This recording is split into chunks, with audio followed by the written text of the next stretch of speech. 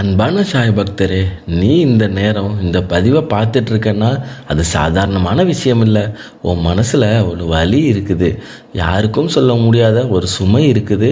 ஏன் என் வாழ்க்கை இப்படி தான் என்று கேட்கும் ஒரு அமைதியான குரல் இருக்குது. இந்த குரலை கேட்டவர் இருக்கிறார். நீ யாரிடமும் உதவி கேட்கவில்லை, ஆனால் ஒருவரின் அருள் உன்னை தேடி வந்திருக்குது. இன்று நான் சொல்ல போகும் வார்த்தை ஒரு சாதாரணமான வார்த்தை இல்லை, அது ஒரு உறுதி, ஒரு தெய்வீக வாக்கு. நான் உன்னை தேடி வருவேன். நீ தனியாக இல்லை, நீ தோல்வி அடைந்தவனும் இல்லை, நீ மறக்கப்பட்டவனும் இல்லை. நீ ஒரு அடிக்கு வந்தால் அவர் 10 அடிக்கு வருவார். உன் கண்ணீரை எண்ணி வைத்திருக்கும் கரம் ஒன்று இருக்கிறது. உன் இருளில் தீபம் ஏற்ற தயாராக இருக்கும் அருள் ஒன்று இருக்கிறது. இன்று இந்த பதிவு உனக்கு ஒரு பதில் சொல்லும், ஒரு அறிகுறி, இது ஒரு ஆறுதல். இதயம் திறந்து கேள். இன்று பாபா உன்னோடு பேசப் போகிறார். ஓம் சாய்ராம். மனிதன் சந்தோஷத்தில் இருக்கும் பொழுது அவன் கடவுளை குறைவாக நினைப்பான், ஆனால் துன்பத்தில் இருக்கும் பொழுது அவன் முழு மனதோடு அழைப்பான். இதை கண்டும் பாபா ஒரு நாள் சொல்லியதாக பக்தர்களும் கூறுகிறார்கள். நீ என்னை மறந்தாலும் நான் உன்னை மறக்க மாட்டேன். எவ்வளவு ஆழமான அர்த்தம் இருக்கிறது இந்த வார்த்தையில். நாம் சில நேரங்களில் பிரார்த்தனை செய்யாமல் தூங்கிவிடலாம். நாம் கோபத்தில் எதற்காக இப்படி இருக்கிறது, எதற்காக இப்படி செய்கிறாய் என்று கேட்கலாம். நாம் நம்பிக்கை இழந்து விடலாம். ஆனால் பாபாவின் அன்பு நம் உணர்வுகளுக்கு அடிமை இல்லை. அவர் அன்பு நிபந்தனை இல்லாதது. நீ ஒரு குழந்தை போல தவறுகள் செய்யலாம், ஆனால் ஒரு தந்தை எப்படி குழந்தையை மறக்க மாட்டாரோ அதே போல பாபாவும் உன்னை விட மாட்டார். உன் வாழ்க்கையில் சில விஷயங்கள் தாமதமாக நடக்கிறது என்று நினைக்கிறாயா? அது மறுப்பு அல்ல, அது பாதுகாப்பு. நீ இப்போது புரியாமல் இருக்கலாம், ஆனால் பின்பு திரும்பி பார்க்கும் பொழுது அந்த நேரத்தில் நடந்தது நல்லதற்காகத்தான் நடந்தது என்று உணர்வாய். பாபா சொன்ன 2 முக்கியமான சொற்கள் என்ன தெரியுமா? நம்பிக்கை, பொறுமை. நீ அவரை மறந்த ஒரு நாளில் கூட அவர் உன் சுவாசத்தை கவனித்து கொண்டிருக்கிறார், உன் இதய துடிப்பை காக்கிறார், உன் பாதையில் மறைந்திருக்கும் அபாயங்களை தடுத்து நிறுத்துகிறார். அதனால் இன்று முதல் நீ ஒரு விஷயம் மட்டும் நினைவில் வை, நீ தனியாக நடக்கவில்லை, நீ ஒருபோதும் மறக்கப்படவும் இல்லை. அவர் அமைதியாக உன் அருகில் நின்று கொண்டிருக்கிறார். உன் மனசு திரும்பி பார்க்கும் அந்த ஒரு நொடியை காத்திருக்கிறார். ஓம் சாய்ராம். உன்னோட வாழ்க்கையில் இப்போதெல்லாம் சரியாக இல்லாமல் இருக்கலாம். நீ கேட்ட பிரார்த்தனை இன்னும் நிறைவேறாமல் இருக்கலாம். ஏன் எனக்கு மட்டும் இவ்வளோ சோதனைன்னு உன் மனசும் கேட்கலாம். அந்த கேள்விக்கு பாபா ஒரு அமைதியான பதில் தருகிறார். நான் உன்னை உடைக்க சோதிக்கவில்லை, உன்னை உயர்த்த தான் சோதிக்கிறேன். தங்கம் நெருப்பில் உருகாமல் சுத்தமாகாது, விதை மண்ணுக்குள்ளே புதையாமல் மரமாகாது. அதே போல் மனிதன் சோதனை இல்லாமல் வலிமையானவராக மாறமாட்டான். நீ இப்போது அனுபவிக்கும் துன்பம் ஒரு தண்டனை அல்ல, ஒரு தயாரிப்பு. சில நேரங்களில் பாபா உடனே கொடுக்க மாட்டார். ஏன் தெரியுமா? நீ கேட்கும் சிறிய விஷயத்திற்கு பதிலாக அவர் பெரிய ஆசீர்வாதத்தை தயார் செய்து கொண்டிருக்கலாம். நீ இப்போது கண்ணீர் விடுகிறாய், ஆனால் அந்த கண்ணீர் வீணாகாது. அது உன் ஆன்மாவை சுத்தப்படுத்துகிறது. பாபா வாழ்க்கையில் பலருக்கு நேரடியாக உதவவில்லை. அவர்களை காத்தார், அவர்கள் உள்ளத்தை மாற்றினார், அவர்கள் நம்பிக்கையை வலுப்படுத்தினார். ஏன்னா வெளிப்புற பிரச்சனையை விட உன் வலிமை முக்கியம். நீ விழுந்தால் அவர் உன்னை பிடித்து எழுப்புவார், ஆனால் முதலில் நம்பிக்கையை பிடித்து நிற்க வேண்டும். இன்று உன் துன்பம் ஒரு முடிவு அல்ல, அது ஒரு திருப்பு முனை. நினைவில் வைத்துக்கொள், இருள் அதிகமான நேரத்தில் தான் விடியல் அருகில் இருக்கும். பாபாவின் சோதனை உன்னை இழக்க அல்ல, உன்னை உயர்த்ததான்.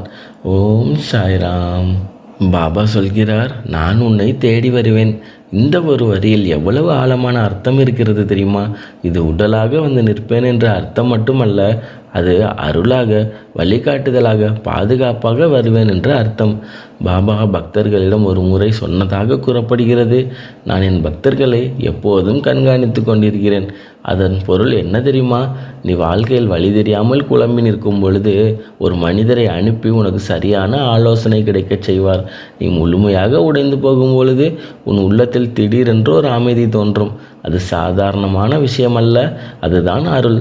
நீ ஒரு முடிவெடுக்க தயங்கும் பொழுது ஒரு சின்ன சைகை கிடைக்கும், ஒரு வார்த்தை, ஒரு நிகழ்வு மூலம் உனக்கு பதில் தருவார். தேடி வருவேன் என்றால் நீயே அவரை தேடி ஓட வேண்டிய அவசியமில்லை என்பதல்ல. ஆனால் நீ மனதை திறந்தால் அவர் முன்பே உன் அருகில் இருப்பதை உணர்வாய்.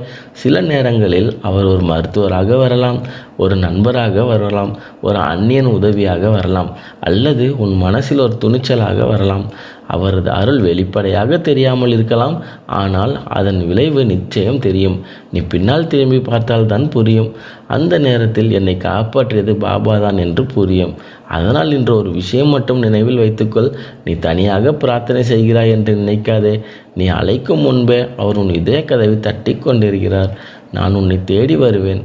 அது ஒரு வாக்குறுதி, அது ஒரு பாதுகாப்பு, அது ஒரு அன்பின் அறிகுறி. உன் வாழ்க்கையில் நடக்கும் நல்ல மாற்றங்கள் அவரின் அமைதியான வருகை. ஓம் சாய்ராம். நாம் பல நேரங்களில் நினைப்பது என்ன தெரியுமா? பெரிய பூஜை செய்தால்தான் கடவுள் மகிழ்வார், அதிக நேரம் ஜெபித்தால் தான் அருள் கிடைக்கும். ஆனால் பாபா கொடுத்த அறிவுரை மிகவும் எளிமையானது.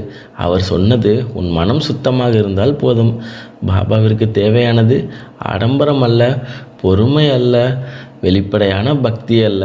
அவருக்கு தேவையானது உள்ளத்தின் உண்மை. நீ ஒருவரை காயப்படுத்தாமல் இருந்தால் அது பாபாவுக்கு செய்யும் பூஜை. நீ பசியோடு இருக்கும் ஒருவருக்கு உணவு கொடுத்தால் அது பாபாவுக்கு நேரடியாக நிவேதனம். நீ உன்னை காயப்படுத்திய ஒருவரை மன்னித்தால் அது பாபாவின் பாதையில் நடத்த முதல் அடி. அவர் வாழ்க்கை முழுவதும் சொல்லியது ஒன்றுதான், சேவைதான் சிறந்த வழிபாடு. நீ தினமும் கோவிலுக்கு போக முடியாமல் இருக்கலாம், ஆனால் தினமும் நல்ல மனதோடு இருக்க முடியும். நீ பெரிய நன்கொடை தர முடியாமல் இருக்கலாம், ஆனால் ஒரு நல்ல வார்த்தை சொல்ல முடியும். அதுதான் உண்மையான பக்தி. பாபா 2 முக்கியமான வார்த்தை கற்றுக் கொடுத்தார்: நம்பிக்கை, பொறுமை. நம்பிக்கை இல்லாமல் பக்தி முழுமை இல்லை, பொறுமை இல்லாமல் ஆசீர்வாதம் நிலைக்காது. அதனால் இன்று ஒரு தீர்மானம் எடு.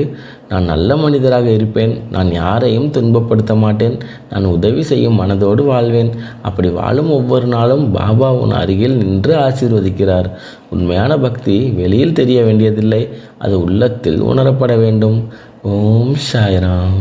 இப்போது நீ எங்கு இருந்தாலும் ஒரு அமைதியான இடத்தில் இரு. உன் முதுகை நேராக வைத்துக்கொள். கண்களை மெதுவாக மூடு. ஒரு ஆழ்ந்த மூச்சை இழுத்து விடு.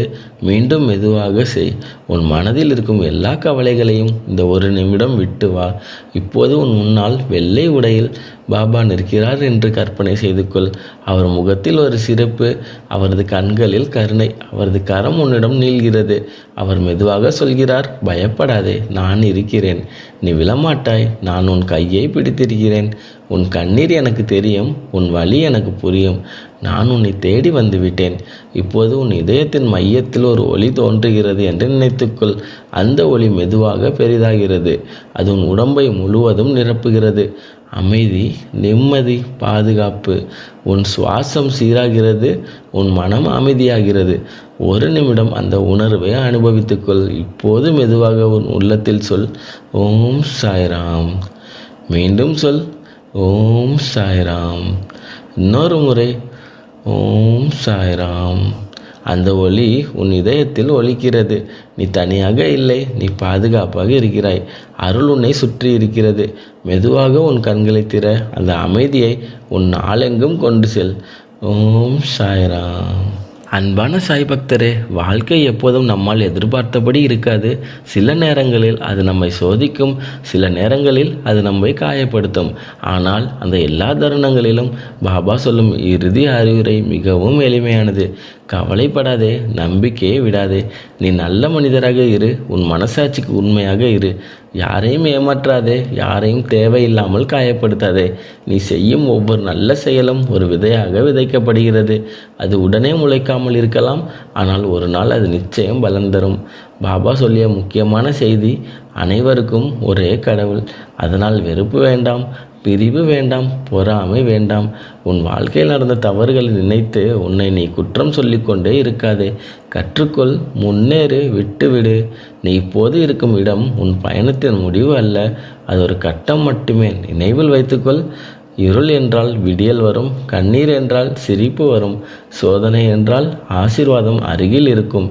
நீ நம்பிக்கையை பிடித்து நின்றால் அருள் உன்னை பிடித்து நடக்கும். வாழ்க்கையை பயத்தோடு வாழாதே, நம்பிக்கையோடு வாழ், அன்போடு வாழ், சேவையோடு வாழ். அப்போதுதான் உண்மையான அமைதி உன்னை தேடி வரும். ஓம் சாய்ராம். அன்பான சாய் பக்தரே, இன்று இந்த பதிவு உன் மனதை தொற்றிருந்தால் ஒரு சாதாரணமான விஷயம் அல்ல. அது ஒரு அழைப்பு, அது ஒரு அறிகுறி, அது அருளின் தொடுதல். பாபா உன்னிடம் சொல்லும் இறுதி வார்த்தை, பயப்படாதே, நான் உன்னிடம் இருக்கிறேன். நான் உன்னை தேடி வந்துவிட்டேன். உன் வாழ்க்கையில் இப்போது எது நடந்தாலும் அது நிரந்தரம் அல்ல, ஆனால் அருள் நிரந்தரம். இப்போது நான் உனக்காக ஒரு சிறிய ஆசீர்வாதம் செய்கிறேன். உன் வீட்டில் அமைதி நிலைக்கட்டும், உன் மனதில் நிம்மதி மலரட்டும், உன் உடலுக்கு ஆரோக்கியம் கிடைக்கட்டும், உன் முயற்சிக்கு வெற்றி சேரட்டும். நீ நீண்ட நாட்களாக காத்திருக்கிற நல்ல செய்தி விரைவில் உன்னை தேடி வரட்டும்.